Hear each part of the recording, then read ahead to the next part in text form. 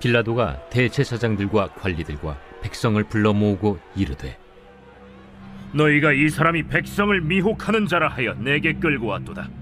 보라, 내가 너희 앞에서 신문하였으되 너희가 고발하는 일에 대하여 이 사람에게서 죄를 찾지 못하였고, 헤롯이 또한 그렇게 하여 그를 우리에게 도로 보내었도다. 보라, 그가 행한 일에는 죽일 일이 없느니라. 그러므로 때려서 놓겠노라. 무리가 일제히 소리질러 이르되, 이 사람을 없이하고 바라바를 우리에게 놓아주소서.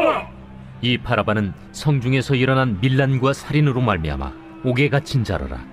빌라도는 예수를 놓고자 하여 다시 그들에게 말하되, 그들은 소리질러 이르되, 그를 십자가에 못 박게 하소서. 십자가에 못 박게 하소서.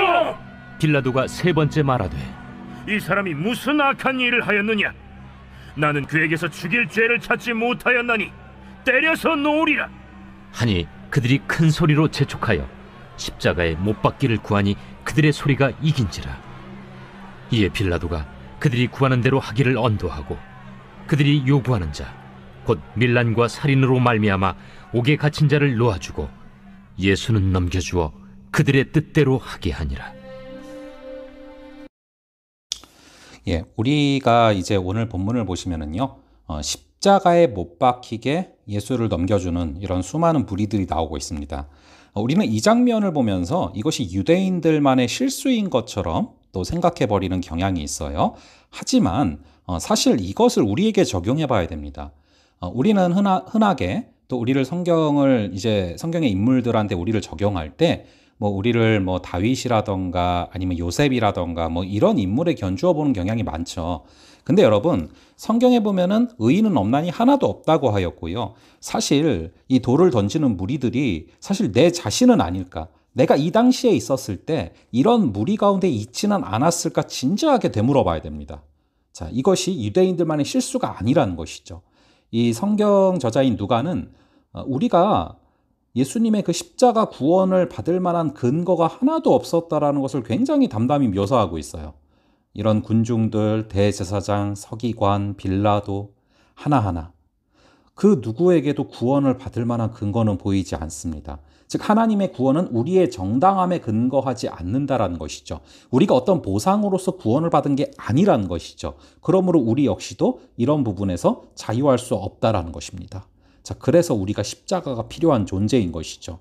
특별히 보시면은 그 중에서도 이 빌라도가 좀 집중적으로 이제 기록이 되고 있는데요.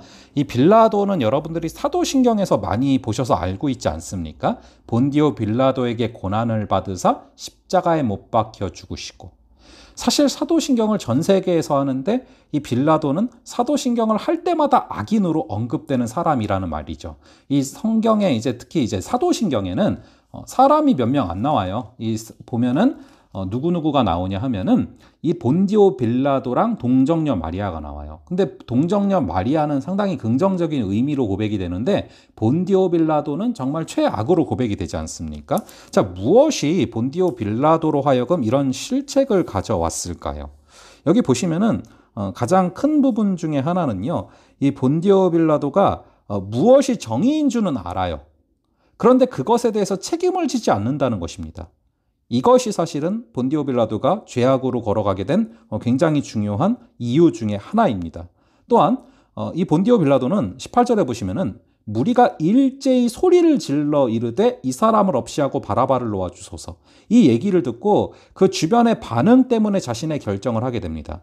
저희가 항상 이 선택의 기로에 있는데 자신의 어떤 신조라고도 할 수 있고, 저희 같은 경우는 정말 성경 이 말씀에 근거해서 선택을 하느냐, 아니면은 정말 주변에 무리가 소리를 질러서 그 소리 때문에, 반응 때문에 선택을 하느냐, 이것이 저희가 어떤 길을 걸어가느냐를 결정짓는 중요한 요소라는 것입니다. 간절히 바라기는 무리의 반응 때문에 어떤 선택을 하며 살아가는 하루가 아니라 정말 하나님께서 주신 말씀 때문에 흔들림 없이 선택할 수 있는 저희가 되기를 바랍니다. 마지막으로 오늘 본문을 보시면은요, 십자가의 의미가 무엇인지를 정확히 알 수 있어요. 저희가 14절에 보시면은 빌라도의 입으로 고백을 합니다. 이 사람에게서 죄를 찾지 못하였다. 그렇죠? 22절에서도 그에게서 나는 죽일 죄를 찾지 못하였다. 자, 십자가가 뭐냐면요. 이렇게 이제 이 사람에게서 죄를 찾지 못하였다. 즉, 이게 두 글자로 뭡니까? 의인이죠. 우리 예수님은 의인이십니다.